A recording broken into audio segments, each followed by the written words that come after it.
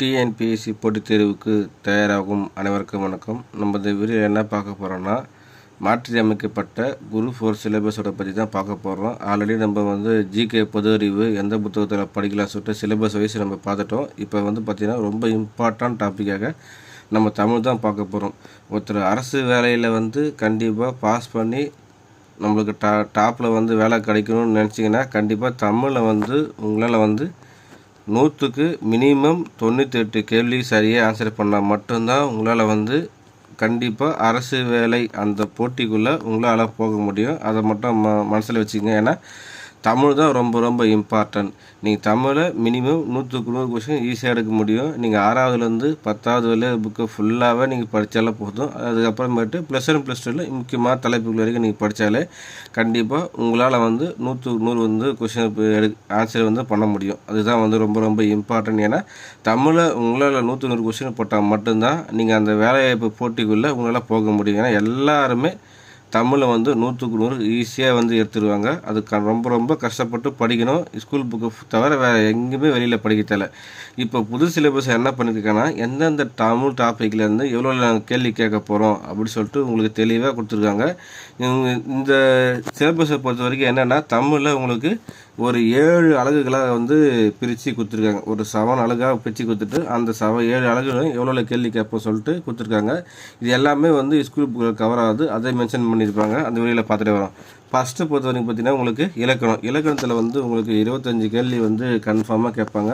இதுக்கு முன்னாடி பழைய மெத்தடில் எவ்வளோ கேள்வி கேட்பாங்க அப்படின்னு சொல்லிட்டு அந்த வரையும் கிடையாது. எவ்வளோ கேள்வியெல்லாம் மினிமம் கேட்கலாம், மேக்ஸிமம் கேட்கலாம். இப்போ 25 கேள்வி ரொம்ப ரொம்ப இம்பார்ட்டண்டாக நம்ம இலக்கணத்தை கொடுக்கணும். இலக்கணத்தை பொறுத்த வரைக்கும் நீங்கள் 6வதுலேருந்து 10வது வரை உள்ள தமிழுக்கு ஃபுல்லாக எல்லா இலக்கணமும் நீங்கள் ஃபுல்லாக படித்தாலே இது எல்லாமே கவர் ஆகும். எல்லாமே பேசிக்காக தான் கொடுத்துருப்பாங்க. ஃபஸ்ட்டு பார்த்தீங்கன்னா சேர்த்து எழுதுகள், பிரித்து எழுதுதல், அதுக்கப்புறம் சந்திப்பிழை, குறில் நெடில் வேறுபாடு, இது எல்லாமே பார்த்தீங்கன்னா ஸ்கூல் புக்கு 6வதுலேருந்து 10வது டாபிக் தான். சுட்டு எழுத்துக்கள், வினா எழுத்துக்கள், ஒருமை பண்ணை ரொம்ப ரொம்ப இம்பார்ட்டன்ட். இந்த மாதிரி டாப்பிக்கெல்லாம் ஃபுல்லாக நீங்கள் படித்து பார்த்தாலே உங்களுக்கு தெரியும். கொஸ்டின் பேப்பர் ரிவிஷன் பண்ணுங்கள். எந்தெந்த டைப்பில் கொஸ்டின் கேட்குறாங்க உங்களுக்கு இது முன்னாடி பழைய கொஸ்டின் செக் பண்ணி பாருங்கள்.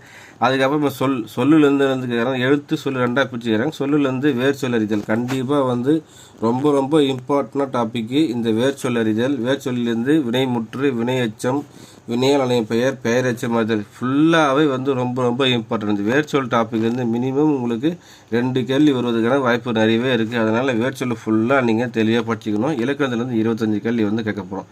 அதுக்கப்புறம் மட்டும் சொல்லகராதிலேருந்து பார்த்தீங்கன்னா உங்களுக்கு 15 கேள்வி வைப்பாங்க. எங்கே இருக்குன்னா அழகு 2ல் இருக்குது. ஸ்கூல் புக்கு ஃபுல்லாக எது சொல்ல எடுத்து எழுதுதல், ஓரெழுத்து ஒருமை சொல்லை பொறுத்து எல்லாமே ஃபுல்லாகவே ஒரு பொருட் பன்மொழி, இருபொருள் குறிக்கும் சொற்கள், பேச்சு வழக்கு, எழுத்து வழக்கு, இது எல்லாமே புது புக்கு பழைய புக்கு எல்லா புக்குங்களையும் உங்களுக்கு இருக்குது. அதுக்கப்புறம் மட்டும் கோரிட்டை எழுத்து சரியான சொல்ல தேர்ந்தெடுத்த எழுதுகள் எல்லாம் எது ஒரு கொடுக்கலாம். உங்களுக்கு பள்ளிக்கு செல்லம், கல்வி சிறப்பு எல்லாமே எடுத்துக்காட்டோட உங்களுக்கு தெளிவாக கொடுத்துருக்காங்க. எல்லாமே பேசிக்காக தான் கொடுத்துருக்காங்க. அதனால் ஸ்கூல் புக்கு நீங்கள் ஃபுல்லாக நீங்கள் படித்தாலே போதும். அப்புறம் தகவல் தொடர்பு சாதனங்கள், சமூகம், மக்கள், அது அங்கே அந்தந்த பக்கம் மக்கள் வாழ்கிறாங்க பற்றி அவங்களோட இது ஃபுல்லாகவே பிழை அங்கே பேச்சு வழக்கு எல்லாமே ஃபுல்லாகவே இது கவர் ஆகும்.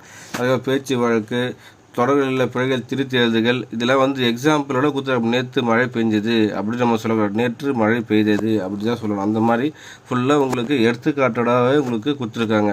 அதுக்கப்புறம் ஓரெழுத்து ஒருமை சொல்லுவாங்க. இப்போ ஆனா பசு, ஈனா கொடு, தைனா மாதம், தீனா நெருப்பு, பல சொற்கள் தரும் சொல்லை கூறுக அப்படி சொல்லிட்டு கமலம் எல்லாமே ஃபுல்லாக கொடுத்துறாங்க. இதெல்லாம் என்னென்னா இதெல்லாம் ஒரே சொல்லு பல பொருட்களை தரும் அந்த இடத்துல வரும். எல்லாமே எடுத்துக்காட்டு கொடுத்துருக்காங்க. அதுக்கப்புறம் மட்டும் எழுதும் திறன் அழகு 3வதுல எழுதும் திறன் சொல்லிட்டு கொடுத்துருக்காங்க. சொற்களை ஒழுங்குபடுத்தி சொற்சொடாக்கம். இப்போ சொற்களை மாற்றி மாற்றி கொடுத்துருப்பாங்க. அந்த என்ன பண்ணால் நம்ம ஒழுங்குபடுத்தி ஒரு சென்டென்ஸாக கட்டாமல் ரொம்ப ரொம்ப இது இந்த எழுதும் திறன் என்னன்னா நம்ம மேக்ஸிமம் படித்தாலே நம்மளுக்கு புரிகிற மாதிரி தான் இருக்கும். அப்புறம் தொடர் வகைகள், செய்வினை வாக்கியம், செயற்பாட்டு வினை வாக்கியம், தண்ணீர் வாக்கியம், பிரிவினை வாக்கியம், ஒருமைப்படை கண்டிப்பாக இதிலேருந்து இந்த டாப்பிக்லேருந்து மட்டுமே உங்களுக்கு 3லேருந்து 4 கொஸ்டின் பார்த்தீங்கன்னா கண்டிப்பாக வருவதற்கான வாய்ப்பு நிறையவே இருக்குது. வாக்கிய வகைகள், செய்வினை தொடர் எல்லாமே உங்களுக்கு பார்த்தீங்கன்னா 9th புக்கு மற்றும் 10th புக்கிலே இருக்குது. அதுக்கப்புறம் தமிழ் மரபு, திணை மரபு, உயர்திணை, அற்றிணை எல்லாமே யாரெல்லாம் எப்படிலாம் சொல்லலாம் அப்படின்னு சொல்லிட்டு மரபு ஃபுல்லாகவே இளமை பெயர்கள், பசுங்கன்று, ஆட்டுக்குட்டி, ஒலி மரபு, இது எல்லாமே ரொம்ப ரொம்ப இம்பார்ட்டன்ட். இது எல்லாமே 6th எல்லா டாப்பிக்குமே உங்களுக்கு 6வதுலேருந்து 10வது புக்கு ஃபுல்லாக உங்களுக்கு கவர் ஆயிடுச்சு. எல்லாமே எடுத்துக்கிறோட கொடுத்துருங்க. அது வந்து பார்த்தீங்கன்னா 4வது அழகு என்ன சொல்கிறாங்கன்னா கலைச்சொற்கள்லேருந்து உங்களுக்கு 10 கேள்வி வந்து கேட்குறாங்க. அதாவது 10 சேர்ந்த கலைச்சொற்கள் அறிவியல், கல்வி, மருத்துவம், மேலாண்மை, சட்டம், புவியியல், தொழில்நுட்பம், ஊடகம், தகவல் தொடர்பு, அதாவது எல்லாமே வந்து உதாரணம் சச்சின் தேடும் பொறி, இது எல்லாமே ஒரு கலைச்சொற்கள். என்ன சொல்லுவாங்கன்னா இது ஸ்கூல் புக்கில் லாஸ்ட்டில் ஒவ்வொரு பாடம் முடிஞ்சதுக்கு அப்புறமேட்டு உங்களுக்கு கொடுத்துருப்பாங்க. அதுதான் வந்து கலைச்சொற்கள். அதில் வந்து உங்களுக்கு கொஸ்டின் கேட்பாங்க.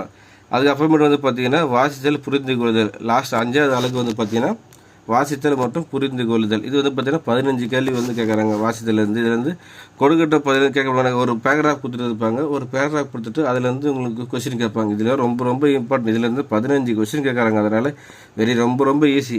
அவங்க என்ன கொடுத்துருக்காங்களோ அது அப்புறம் பழமொழிகள், பொருள். ஒரு பழமொழிலாம் பார்த்திங்கன்னா இது எல்லாமே வந்து ஃபுல்லாகவே இருக்கும். இது ஸ்கூல் புக்கில் இருக்குது. ஸ்கூல் புக்கில் ஒன்று என்னென்னா ஒவ்வொரு பாடத்துக்கும் பேக் சைடில் கடைசியாக உங்களுக்கு கொடுத்துருப்பாங்க பழமொழி கொடுத்துட்டு அதுக்கு என்ன பொருள்னு சொல்லிட்டு. அதுக்கப்புறம் ஒரு எளிய மொழிபெயர்ப்பு. இப்போ என்ன பண்ணோன்னா ஆங்கிலம் மற்றும் பிரிமிய சொற்கள் என்னென்ன தமிழ் சொல்லை கண்டறிதல். இப்போ ஆங்கில சொல்லை கொடுத்துருப்பாங்க, அதுக்கு இணையான தமிழ் சொல் என்ன அப்படின்னு சொல்லிட்டு நம்ம கண்டறிஞ்சோம். எடுத்துக்கிட்டு வந்து பார்த்தீங்கன்னா பென்ட்ரைவ், பிரிண்டர், கம்ப்யூட்டர், கீபோர்டு, இது எல்லாமே வந்து என்ன தமிழ் சொல்லோ நம்ம நேரடியாக எழுதணும். அதுக்கப்புறம் மட்டும் தகவல், கோப்புகள், கடிதங்கள், மனுக்கள், மொழிபெயர்ப்பு மற்றும் புரிந்து கொள்ளுதல். இது எல்லாமே பேசிக்காக நம்ம படித்து புரிஞ்சுக்கிற மாதிரி தான் இருக்கும் அந்த டைமில்.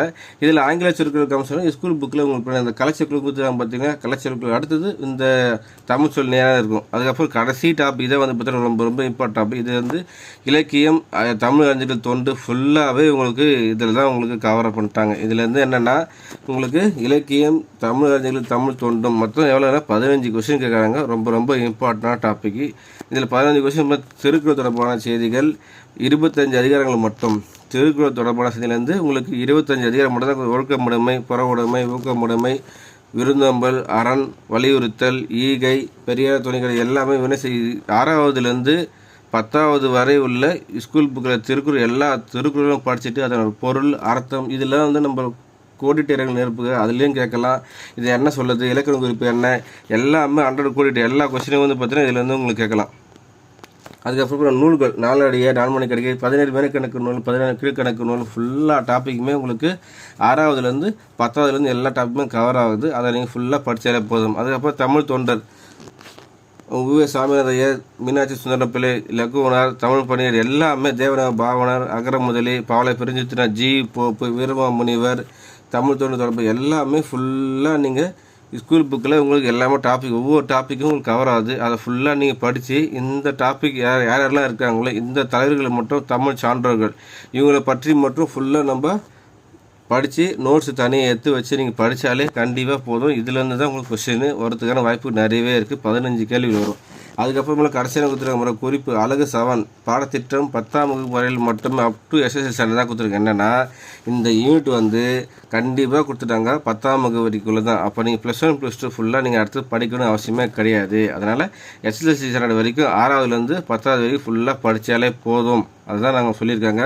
இதுதான் வந்து தமிழ் ஃபுல்லாக. ஏன்னா தமிழ் ரொம்ப இம்பார்ட்டன்ட். தமிழ் தான் வந்து பார்த்தீங்கன்னா உங்களுக்கு 100 கொஷின் தெரிஞ்ச கொஷின் எல்லாமே கேட்பாங்க. 100 கொஷினில் மினிமம் 98, 99 இவ்வளோ தான் நீங்கள் எடுக்கணும். மேக்ஸிமம் 100 கொஷின்ஸ் அப்படி படித்தா மட்டும்தான் அந்த அளவுக்கு நீங்கள் ஆர்டர் பண்ணி படித்தா மட்டும்தான் உங்களால் வேலை வாங்க முடியும். அதை மனசில் நினச்சிட்டு நீங்கள் படிங்க. கண்டிப்பாக உங்களால் தமிழை வந்து 100க்கு 100 எடுக்க முடியும். அதை மனசில் வச்சு படிங்க நம்பளே. இந்த வீடியோ பிடிச்சா லைக் பண்ணுங்கள். புதுசாக பார்க்க மறக்காம சேனலை சப்ஸ்கிரைப் பண்ணுங்க மக்களே. தேங்க்யூ.